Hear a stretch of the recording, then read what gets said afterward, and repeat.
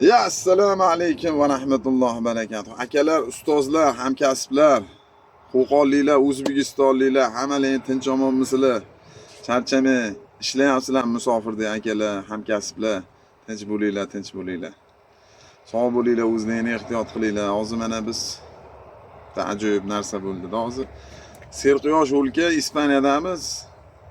Mandarin, apelsin, zaytunni vatani, raza ko'p bilasizlar.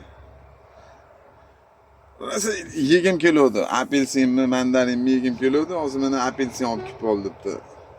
Dehqonchilik endi bularda parkiniga to'xtab turdim. 5 kilo olib keldim, qaranglar. 5 kilo paketda to'la apelsin. Bir bo'lsa maza qilib yer dedi, niyat qildim. Alloh o'zi yetkazib qo'ydi. 4 yevro atiga. 5 kilosi 4 yevro. Bizni pulga necha pul bo'ladi? Bir 10 mingdanmi to'g'ri kelsa kerak. Hozir O'zbekistonda ham oshib ketgan bo'lsa kerak, yangi yil arafasi bu. Ya'ni apelsin, mandarin, sitrus mevalarni. Demoqchiman, hali niyat qilsangiz Alloh o'zi yetkazib berar ekanda. Allohga shukr, alhamdulillah, shunchalik qilib yurg'izib, turg'izib qo'yganiga.